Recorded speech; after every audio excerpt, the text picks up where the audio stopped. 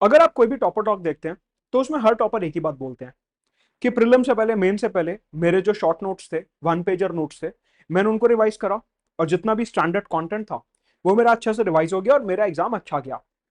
Question उठता है कि ये जो वन पेजर नोट्स होते हैं, स्टैंडर्ड बुक के नोट्स होते हैं या न्यूज़पेपर के नोट्स होते हैं, ये हमें किस तरीके से बनाने चाहिए? अगर हम बिल्कुल बिगनर हैं अपनी प्रिपरेशन में, तो ऐसे शॉर्ट, क्रिस्प, कंसाइज और एफिशिएंट नोट्स किस तरीके से बनाए जा सकते हैं? उनमें क्या इंक्लूड करना चाहिए, क्या इंक्लूड नहीं करना चाहिए, कैसे हम अपने कंटेंट को कम से कम, पतले से पतले नोट्स में कंसाइज कर सकते हैं? ये सारे क्वेश्चंस, ये सारे डाउट्स मैं आपके इस पर्टिकुलर लेक्चर में कंप्लीट करूंगा। पूरा लेक्चर एंड तक देखेंगे। मैं यहां पे आपको कई सारी बातें डिस्कस करके बताऊंगा। एक, कि हमें नोट्स बनाने किस तरीके से हैं, उसमें क्या पॉइंट्स लिखने हैं और क्या पॉइंट्स नहीं लिखने, इलेक्ट्रॉनिक नोट्स बनाने चाहिए या हैंड रिटन नोट्स बनाने चाहिए, यानी कि अपना नोट, एवर नोट या एमएस नोट, इन सब पे हमारे को नोट्स बनाने चाहिए या अपने पेन पेपर पे लिख के बनाने चाहिए, क्या ज्यादा बेहतर होता है, नोट्स का रिवीजन किस तरीके से होना चाहिए, और हम हर टॉपिक के अलग अलग नोट्स कैसे बना सकते हैं, उनको छोटा कैसे किया जा सकता है। ये सारी बातें इस लेक्चर के एंड तक आपको एकदम क्लियर हो जाएंगी। मेरा नाम है मुदित गुप्ता। तो नोट्स का जो बेसिक ऑब्जेक्टिव होता है वो कुछ इस तरीके से होता है कि आपके पास एक ऐसा कंटेंट होना चाहिए एग्जाम से एक हफ्ता पहले, एग्जाम से एक महीना पहले, एग्जाम से 50 दिन पहले, कि आपको बार बार बुक ना पढ़नी पड़े और आपने जो अपने खुद के नोट्स बनाए हैं, आप उन्हें पढ़ के अपनी फास्ट फास्ट रिवीजन कर सकें। नोट्स का काम बुक्स को कॉपी करना नहीं होता, नोट्स का काम न्यूज़पेपर को कॉपी करना नहीं होता। नोट्स की एक यूटिलिटी होती है और वो यूटिलिटी हमारे लिए समझना काफी इंपॉर्टेंट है। नोट्स का बेसिक पर्पस होता है कि हमने जो पढ़ा है, हमने उसे एक जगह पे कंसोलिडेट कर लिया। जैसे राजा एक जगह जीतने के बाद उसे कंसोलिडेट करते थे कि बार बार युद्ध करके ये जगह ना जीतनी पड़े, वैसे ही आप भी अपनी प्रजा के एक राजा हैं और आप एक बार एक चैप्टर को कॉन्कर कर लेंगे, एक बार एक बुक को कॉन्कर कर लेंगे, तो आपको बार बार वो बुक कॉन्कर ना करनी पड़े और आप नोट्स के थ्रू कंसोलिडेशन कर पाए। ये ऑब्जेक्टिव होता है नोट्स का।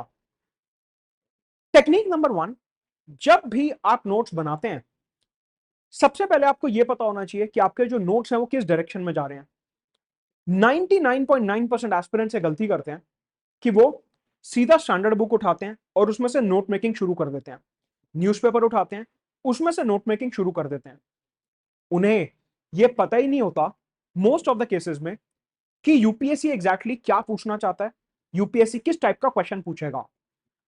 इट मींस कि जब भी आप नोट मेकिंग शुरू कर रहे हैं, चाहे अपने स्टैंडर्ड बुक्स की, स्टैटिक पोर्शन की, ऑप्शनल की या करंट अफेयर्स की, किसी भी सब्जेक्ट की अगर आप नोट मेकिंग शुरू कर रहे हैं, तो सबसे पहले उसके पीवाईक्यूज देखिए, प्री और मेंस दोनों के पीवाईक्यूज देख के आपको बेहतर तरीके से समझ आएगा कि एक पर्टिकुलर टॉपिक जो आज न्यूज़पेपर में आया है, जो मेरे ऑप्शनल में थिंकर में पढ़ रहा हूं, जो मेरे ऑप्शनल में मैं थ्योरी पढ़ रहा हूं, जो एथिक्स की एक केस स्टडी में पढ़ रहा हूं, इसे किस तरीके से एग्जामिनर अपने प्रीलिम्स और मेंस परीक्षा में पूछ सकता है।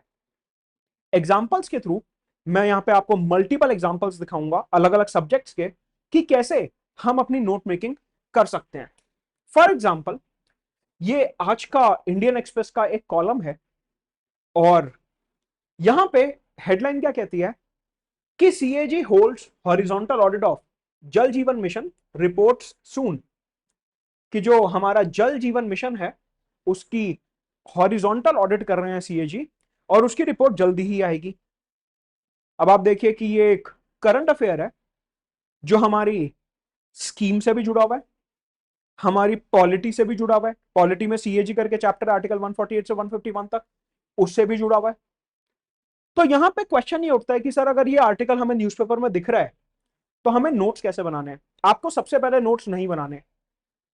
जब भी आप ये टॉपिक देख रहे हो, ये आर्टिकल देख रहे हो, आपको सबसे पहले ये पता होना चाहिए कि सीएजी नाम के टॉपिक से यूपीएससी किस टाइप के सवाल पूछ चुका है।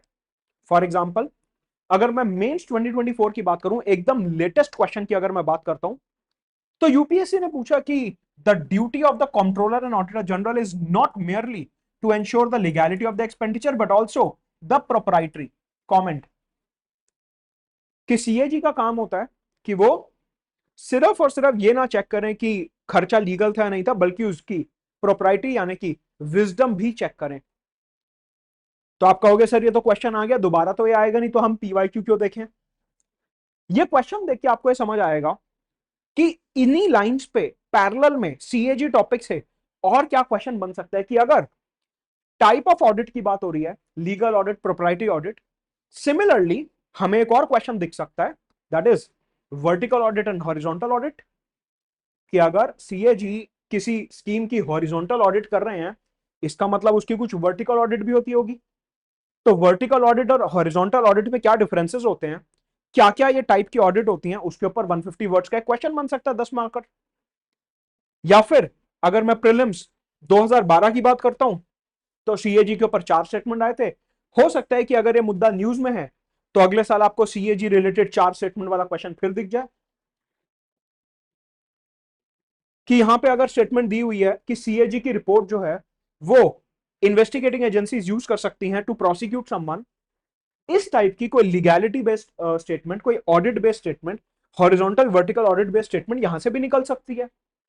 तो जब आप इस आर्टिकल के नोट्स बनाओगे, तो आपके माइंड में ये दोनों क्वेश्चन होने चाहिए कि एग्जाम की रिक्वायरमेंट क्या है, और आप खुद देखोगे कि आपके नोट्स जो है वो और ज्यादा एफिशिएंट हो जाएंगे। आर्टिकल देखते ही आपको इस बात पे जंप नहीं करना है कि मैं फटाफट सारे फैक्ट्स लिख लेता हूं, मेरी नोट मेकिंग हो रही है, सर मैंने तो बहुत अच्छे से नोट मेकिंग करी थी, फिर भी मेरी मेंस की आंसर राइटिंग तो हो नहीं पा रही, नहीं हो पाएगी वो। जब तक आप क्वेश्चंस को दिमाग में रख के नोट मेकिंग नहीं करोगे, एग्जाम की रिक्वायरमेंट को ध्यान में रख के नोट मेकिंग नहीं करोगे, आपकी नोट मेकिंग काफी मुश्किल रहेगी। ठीक है, अभी मैं आपको और भी एग्जांपल्स दिखाऊंगा, पूरा एंड तक देखेंगे वीडियो। क्वेश्चन उठता है कि सर ये आर्टिकल हमारे सामने आ गया, तो अब हमें अगर इसका नोट्स बनाने शॉर्ट में तो कैसे बनाएंगे? सपोज करिए कि ये आपकी A4 शीट है, राइट? ये आपकी A4 शीट है, और यहां पे हम बात कर रहे हैं सीएजी की। कि आप करंट अफेयर्स के नोट्स बना रहे हो, ये आपकी A4 शीट है, अब यहां पे आपको नोट्स बनाने हैं।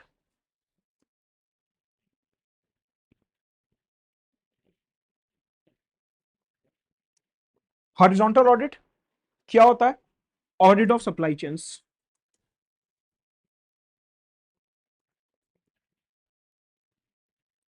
Audit of supply chains from inventory till final product.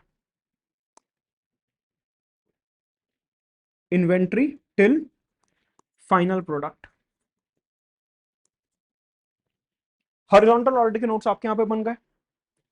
कि क्या होता है हॉरिजॉन्टल ऑडिट, हमने 2 लाइन के अंदर अंदर, 2 बुलेट पॉइंट्स के अंदर, 2 कंप्लीट लाइनें भी नहीं है, 2 फ्रेजेस के अंदर हमने कंप्लीट कर दिया। सेम उसके नीचे लिखेंगे वर्टिकल ऑडिट। कि वर्टिकल ऑडिट क्या होता है? कि डिपार्टमेंट वाइज नीचे से लेके ऊपर टॉप लेवल तक सारे अकाउंट्स का ऑडिट करना is vertical audit. Entire department based audit. खत्म। वर्टिकल हॉरिजॉन्टल ऑडिट क्या होता है? जो उसका कोर है, जो उसका क्रक्स है, वो हमने लिख दिया। अब इस आर्टिकल के अंदर आपको जो भी एक्स्ट्रा फैक्ट्स मिलेंगे, वो आप अलग से जल जीवन मिशन में लिखो। सीएजी क्या काम कर रहे हैं, वो हमने सीएजी वाले नोट्स में लिख लिया। थोड़ा और डिटेल में समझते हैं कि यहां पे आपकी 2 चीजें एक साथ सॉल्व हो रही हैं, समझना।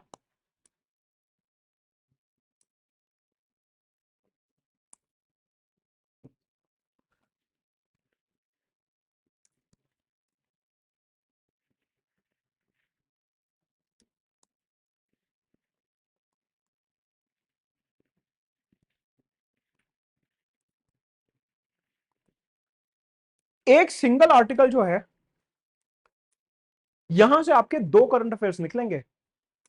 एक, सीएजी की फंक्शंस के बारे में क्या बात हो रही है, ये अलग क्वेश्चन बनेगा। गवर्नमेंट स्कीम के ऊपर प्री और मेंस में अलग क्वेश्चन बनेगा कि जल जीवन मिशन जो है उसकी क्या सक्सेस फेलियर रहे हैं, उसमें क्या प्रॉब्लम्स रही हैं, क्या इशू रहे हैं। अच्छा, मतलब कि हमें ये नहीं करना कि जो आर्टिकल हमने देख लिया हम एक ही नोट्स में उसको सारा लिख देंगे, आपका सेंस बनेगा नहीं ना। गवर्नमेंट स्कीम्स एक अलग पिलर हो गया, सीएजी एक अलग पिलर हो गया। यहां पे आपको सीएजी के जो फंक्शंस दिख रहे हैं, वो आप सीएजी वाले नोट्स में डालिए। और जो आपको यहां पे जल जीवन मिशन के बुलेट पॉइंट्स दिख रहे हैं, 2-3 पॉइंट्स जो भी दिख रहे हैं, उनको आप स्कीम्स वाले पिलर में डालिए।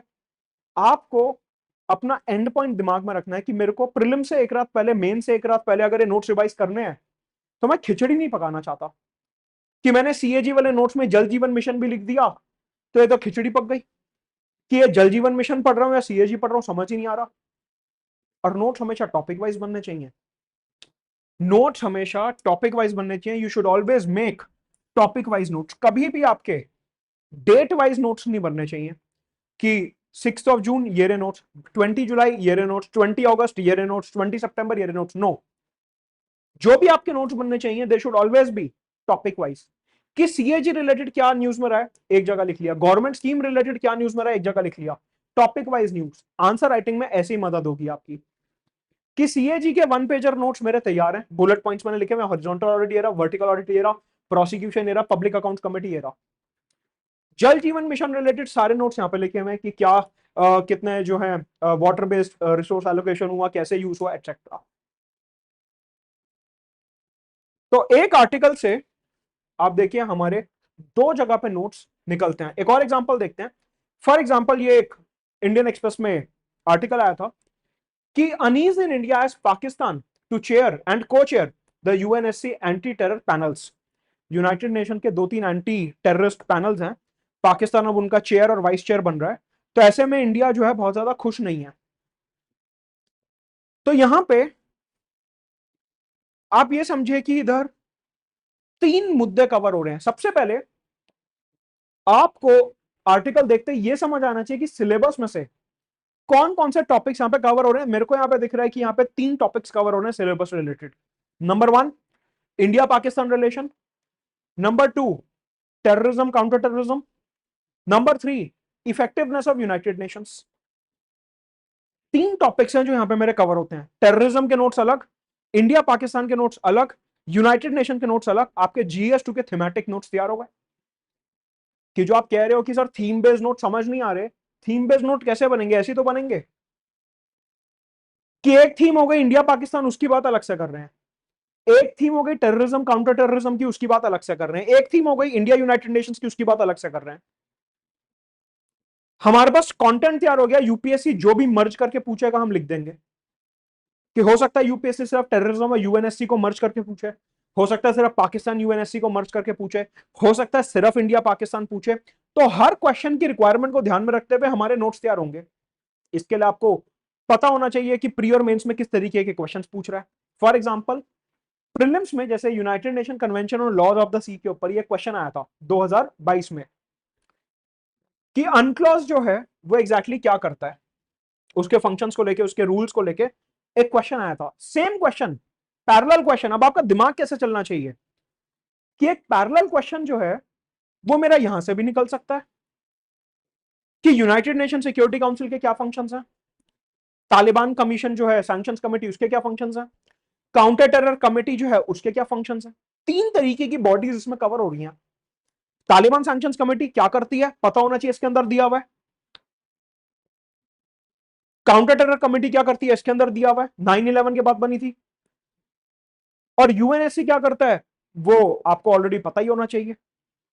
3 बॉडीज हैं जिनके फंक्शन के ऊपर सेम पैरेलल क्वेश्चन बन सकता है, तो आपको अकॉर्डिंगली उन्हें इनकॉर्पोरेट करना है नोट्स में। फिर मेंस का क्वेश्चन देखिए 2015 का, discuss the impediments India is facing in its pursuit of a permanent seat in the UNSC. कि इंडिया को यूएनएससी में परमानेंट सीट क्यों नहीं मिल पा रही है, एक क्वेश्चन है। अब सेम क्वेश्चन तो रिपीट होगा नहीं, लैंग्वेज इधर उधर हो जाए, लेकिन आपका दिमाग कैसे चलना चाहिए कि यहां पे पैरेलल क्वेश्चन और क्या बन सकता है। Discuss the impediments India is facing in countering the terrorism at the global level, बन सकता है क्वेश्चन। इंडिया जो है टेररिज्म को रोकने में क्यों असमर्थ रहा है ग्लोबल लेवल पे, डिस्कस कीजिए। उसके पॉइंट यहां पे दिए हुए कि जो देश टेररिज्म फैला रहा है उसी को एंटी टेरर कमिटीज का आप चेयरपर्सन वाइस चेयरपर्सन बना रहे हो। पैरेलल क्वेश्चन हो गया कि इंडिया क्या प्रॉब्लम फेस कर रहा है, हमें समझ आया कि यूएनएससी का एक क्वेश्चन ये बन सकता है, तो सेम क्वेश्चन काउंटर टेररिज्म के लिए भी बन सकता है कि इंडिया ग्लोबल लेवल पे अगर टेररिज्म रोकना चाहता है तो क्या इंपेडिमेंट्स फेस हो रहे हैं। इसे हम दूसरे करंट अफेयर से भी लिंक कर देंगे कि आईएमएफ लोन दे रहा है पाकिस्तान को, वर्ल्ड बैंक 10 साल का लोन दे रहा है, एशियन डेवलपमेंट बैंक लोन दे रहा है, यूनाइटेड नेशन अपनी इंपॉर्टेंट कमिटीज का चेयर वाइस चेयर बना रहा है। ये सारे स्टेप से पाकिस्तान की टेरर फंडिंग, टेरर फाइनेंसिंग और ज्यादा मजबूत हो रही है, जिससे इंडिया टेररिज्म को रोक नहीं पा रहा। हो गया आपका आंसर तैयार 250 वर्ड्स का। तो न्यूज़पेपर पढ़ने का और नोट मेकिंग का मतलब ये नहीं है कि सिर्फ हमने फैक्ट्स यहां से छांटे, फैक्ट्स यहां से फिल्टर आउट करे और हमने अपने कॉपी और पेज पे लिख दिए कि हाँ हमारी तो नोट मेकिंग बहुत अच्छी हो रही है, मेहनत बहुत कर रहे हैं, लेकिन डायरेक्शन भी इंपॉर्टेंट है कि किस डायरेक्शन में आप आगे बढ़ रहे हैं।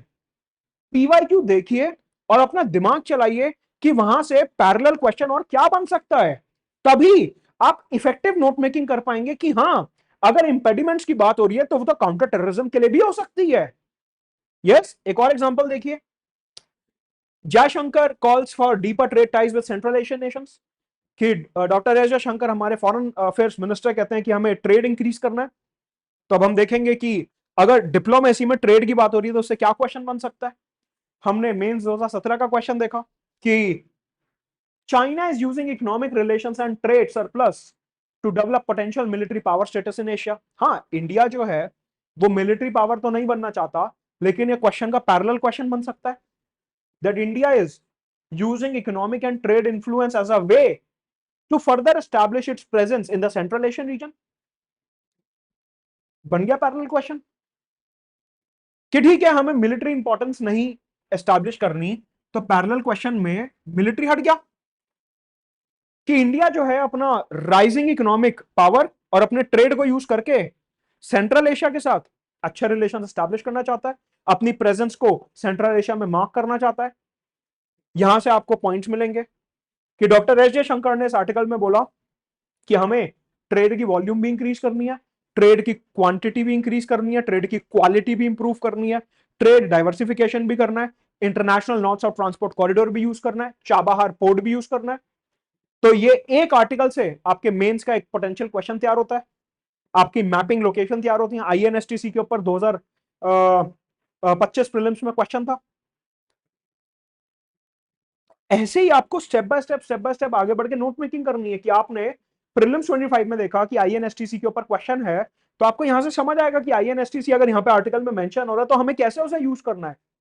यस, तो जब भी आप नोट मेकिंग कर रहे हो पीवाईक्यूज आप ध्यान रखोगे। आप एक और लेटेस्ट एग्जांपल देखो, डेरेक ओब्रायन जो कि एमपी हैं, उन्होंने एक आर्टिकल लिखा कि भारत ने ऑपरेशन सिंदूर के बाद कोई भी पार्लियामेंट का सेशन नहीं कंडक्ट करा, और वो यहां पे बोल रहे हैं कि सेंट्रल गवर्नमेंट जो है अपनी मनमर्जी करती है। ऐसा ये आज का न्यूज़पेपर है, उन्होंने ऐसा बोला।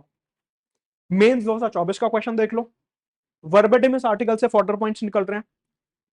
The growth of cabinet system has practically resulted in marginalisation of parliamentary supremacy.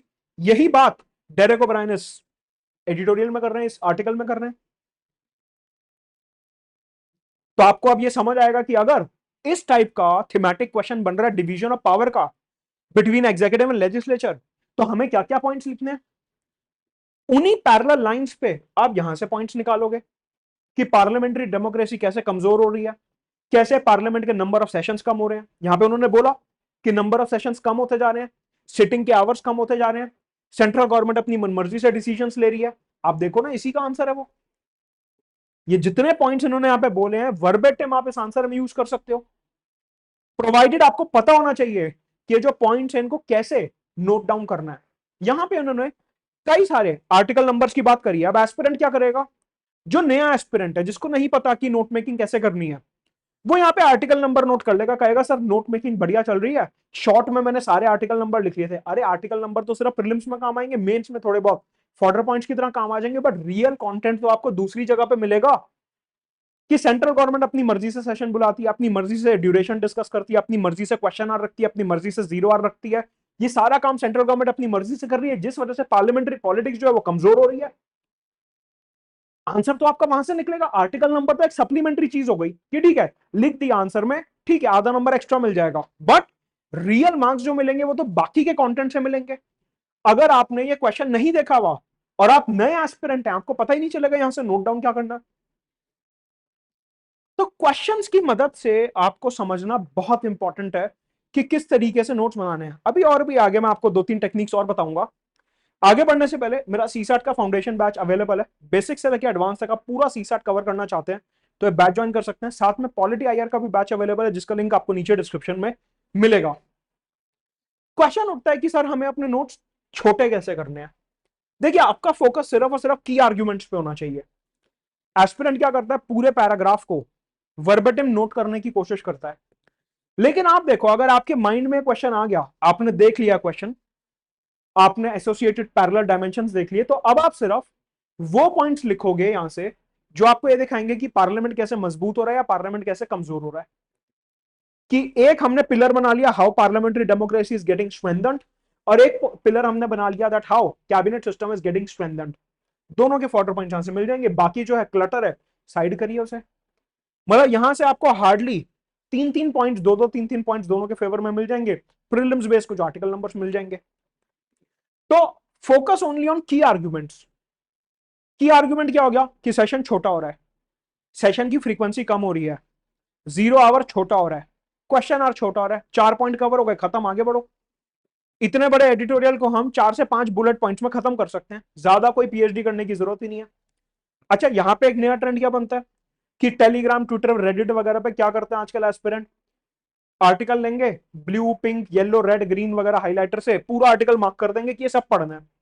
इसमें सब पढ़ने वाला है ही नहीं। आपको नोट मेकिंग करनी है, आप सिर्फ अपनी फोकस नोट मेकिंग करो कि पार्लियामेंट्री डेमोक्रेसी कैसे स्ट्रेंथन हो रही है, कैसे वीक हो रही है, दोनों तरफ के पॉइंट्स लिखे, खत्म बात, आगे बढ़ो। पूरा आर्टिकल वर्बेटिम थोड़ी ना नोट करना आपको। Then avoid repetitive points. अगर आपको दिख रहा है कि आपने एक बात ऑलरेडी अपने नोट्स में ऊपर लिखी हुई है, उसको बार बार लिखने की जरूरत नहीं है। आप ये मान के चलो, इकोनॉमी में, आईआर में, पॉलिटी में जो आर्ग्यूमेंट्स होते हैं ना, वो 10 बार रिपीट होंगे न्यूज़पेपर में। कि फॉर एग्जांपल अगर मैं बात करता हूं इंडिया यूएस रिलेशन की, इंडिया यूएस रिलेशन के ऊपर जो भी एडिटोरियल आएगा, जो भी आर्टिकल आएगा, उसमें trade talks, trade talks, trade talks, trade talks बार बार आएगा ही आएगा। अगर आपने एक बार ट्रेड टॉक्स लिख लिया, उसके डायमेंशंस लिख लिए, तो बार बार लिखने की क्या जरूरत है, ऊपर लिखा हुआ है ना एक बार। रेपिटेशन को अवॉइड करो। हाँ, कोई नया पॉइंट आया है, कोई नई डेवलपमेंट हुई है तो लिखो। एस्पिरेंट यहां पे क्या करता है, नोट्स बनाए जा रहा है, ऊपर क्या लिखा उसे पता ही नहीं है क्योंकि उसने रिवाइज नहीं करा, वो भूल गया। अब वो क्या कर रहा है, सेम पॉइंट को बार बार लिख रहा है कि एक पॉइंट जून में आया, लिख लिया, सेम पॉइंट सितंबर में रिपीट हुआ, लिख लिया, सेम पॉइंट नवंबर में रिपीट हुआ, लिख लिया, सेम पॉइंट जनवरी में रिपीट हुआ, लिख लिया। सेम पॉइंट उसने 4 बार लिख लिया क्योंकि उसे पता ही नहीं था उसके नोट्स में क्या दिया हुआ क्या नहीं दिया हुआ। इस वजह से उसको प्रॉब्लम हो गई, नोट्स बल्कि होते चले गए। तो रेपिटेशन अवॉइड करो, जितना ज्यादा माइंड मैप और डायग्राम का यूज कर सकते हो उतना ज्यादा करो। कि फॉर एग्जाम्पल अगर बात हो रही है स्ट्रॉन्ग सेंटर की, कि सेंटर जो है वो स्ट्रांग होता जा रहा है, कैबिनेट जो है स्ट्रांग होता जा रहा है, बुलेट पॉइंट्स बना लो कि सेशन की जो ड्यूरेशन है वो कम हो रही है, सेशन की जो फ्रीक्वेंसी है वो कम हो रही है, अपना 0 आवर जो है वो कम हो रहा है, अपना क्वेश्चन आवर जो है वो कम हो रहा है। बन गए आपके नोट्स डायग्रामेटिक फॉर्म में। आपको रिवाइज ही तो करना है, लिखना तो आपने अपने आप ही एग्जाम में, आपके पूरे नोट्स तैयार हो गए ऐसे। तो माइंड मैप्स और जो फ्लो चार्ट्स हैं वो आप इनकॉर्पोरेट कर सकते हो। लेकिन एस्पिरेंट यहाँ पे क्या कर रहा है, खुद नहीं करना, ये मेहनत उसे खुद नहीं करनी। वो कहेगा कि सर मेरे पास तो ऑलरेडी बहुत कुछ है पढ़ने को, एक काम करो, आप ये आइडिया दे रहे हो ना, अब आप ही अखबार में से बना के ना माइंड मैप मेरे को टेलीग्राम पे शेयर कर देना, बहुत बड़ी हेल्प हो जाएगी हमारी। अरे टीचर को भी तो दूसरे काम है। ये मेहनत आप अपने हिसाब से करोगे कि आपको क्या एरिया वीक है, क्या स्ट्रांग है, कौन सा नोट्स आप बना चुके हो, कौन सा नहीं बनाया, ये अपने आप बनाओ। अभी हर चीज में टीचर के पीछे भाग के स्पून फीडिंग कराने का कोई पॉइंट नहीं बनता। जो आपको लग रहा है कि आपको नहीं आता उसके नोट्स खुद बनाओ, फ्लो चार्ट, डायग्राम वगैरह बनाओ, आगे बढ़ो फटाफट से। एंड ये ओवर डेकोरेशन ऑफ नोट्स नहीं करना कि सर अभी मैं बाजार जाके 5 तरीके के पेन ला रहा हूं, पहले मैंने सर्कल बीच में बनाया रेड कलर के पेन से, फिर ये वाला गोला बनाया ब्लू से, ये ग्रीन से, ये गोल्डन से, सिल्वर से, और अब लिखूंगा ब्लैक पेन से। ये ओवर डेकोरेशन के चक्कर में आपके बहुत टाइम खराब होता है। एक पेन पकड़ लो जो स्मूथ चलता हो और लिखते चलो। किसी टॉपर के नोट्स आप ऐसे सजावट वाले स्टिकी और ये 5 तरीके के मार्कर, 5 इंक कलर, कोई फायदा नहीं है। एक पेन पकड़ो और अपना लिखते चलो, टाइम बचाना है आपको। नोट मेकिंग में आप मान लो आपने एक आर्टिकल में टाइम बचाया, अगले में कंटेंट लिखने में आप वो टाइम यूटिलाइज कर सकते हो। सो इन चीजों में टाइम खराब करने की जरूरत नहीं है। प्लस अब एक महत्वपूर्ण क्वेश्चन उठता है कि सर नोट्स जो बनाने हैं वो ये ever note, Microsoft note digitally बनाने हैं या हैंड रिटन बनाने हैं। देखिए मेरा ऐसा मानना है, और मैं आपको डिटेल में बताऊंगा कि दोनों के क्या एडवांटेजेस हैं, क्या डिसएडवांटेजेस हैं। हैंड रिटन नोट्स का मेरे को सिर्फ एक एडवांटेज दिखता है कि जब आप अपने हाथ से खुद लिख रहे हो ना, तो हाथ से खुद लिखने में रिटेंशन काफी बढ़ जाता है, आपको चीजें याद होने लगती हैं, अंडरस्टैंडिंग बनने लगती है। ये सबसे बड़ा बेनिफिट होता है लिखने का। तभी पहले के जो टीचर्स हैं, हमारी पेरेंट्स वाली जनरेशन है, वो लिखने में बहुत ज्यादा बिलीव करते थे कि अगर आप ठीक तरीके से लिख रहे हो आपको आधी बातें तो ऐसे ही याद हो जाएंगी। तो ये सबसे बड़ा बेनिफिट है हैंड रिटन नोट्स का। लेकिन डिजिटल नोट्स ऐसे होते हैं जो मेरे को पर्सनली लगता है कि बहुत बेनिफिशियल होते हैं। कैसे? आपने एक ऐप में अपने नोट्स बना लिए, लेट अस से गूगल डॉक्स में बना लिए, माइक्रोसॉफ्ट नोट में बना लिए, एवर नोट में बना लिए, तो आप उसको मल्टीपल डिवाइसेस में सिंक कर सकते हो कि कभी ट्रैवल कर रहे हैं तो फोन में पढ़ लिया, घर पे हैं तो टैबलेट लैपटॉप पे पढ़ लिया। उसमें आप चीजें सर्च कर सकते हो इजीली, कंट्रोल एफ दबाया, सर्च हो गया। उसमें आप चीजें एडिट कर सकते हो कि मान लो सुप्रीम कोर्ट ने पहले कोई जजमेंट दी थी, अभी उसे चेंज कर दिया, हम सीधा उस जजमेंट पे सर्च करा गए और उसे चेंज कर दिया। बार बार हमें काट पीट के कुछ करना नहीं होता। प्लस हम अपने नोट्स को इजीली फॉर्मेट कर सकते हैं, टॉपिक वाइज अरेंज कर सकते हैं, बीच में कुछ इंसर्ट करना है, बीच में कुछ डिलीट करना है वो हटा सकते हैं। टॉपिक वाइज अपनी जो पीडीएफ और वर्ड फाइल्स हैं खुद मेंटेन कर सकते हैं कि ये इंडिया पाकिस्तान की वर्ड फाइल है, ये इंडिया बांग्लादेश की है, ये इंडिया श्रीलंका की है, ये इंडिया मालदीव्स की है, ये इंडिया यूएन की है, ये इंडिया अफ्रीका की है। उस तरह से अलग अलग फोल्डर्स मेंटेन करके हम अच्छे खासे ऑर्गेनाइज नोट्स बना सकते हैं। प्लस सबसे बड़ा बेनिफिट जो मुझे लगता है दैट इज वॉइस टाइपिंग। आजकल ऑडियो कीबोर्ड आ गया गूगल का, हिंदी इंग्लिश किसी भी लैंग्वेज में आप जो बोलोगे वो लिखता चला जाएगा। तो मेरे को लगता है कि वॉइस टाइपिंग जो है वो बहुत अच्छा बेनिफिट देता है आपके इलेक्ट्रॉनिक नोट्स में। तो आप अपने हिसाब से, अपनी नीड्स के हिसाब से देखिए। मैं पर्सनली प्रेफर करूंगा कि डिजिटल नोट्स बनाए जाए, उसमें बेनिफिट काफी होता है। लेकिन अगर आप हैंड रिटन नोट्स बनाना चाहते हैं तो दैट इज इक्वली गुड। मतलब सिर्फ सिलेक्शन लेने से है, हमारे को इसकी डिबेट में नहीं जाना कि ये अच्छा वो अच्छा है। जो आपको सूट करता है आप वो फॉलो करो। मेरे को पर्सनली, गिवन माई माइंडसेट, मेरे को ये ज्यादा पसंद है। राइट। तो ये है अपना नोट मेकिंग का पूरा लेक्चर, जहां पे अलग अलग पैरामीटर्स के बारे में डिस्कशन करा। सीसैट पॉलिटी आईआर का फाउंडेशन बैच अब अवेलेबल है, डिस्क्रिप्शन में लिंक है, ज्वाइन करेंगे।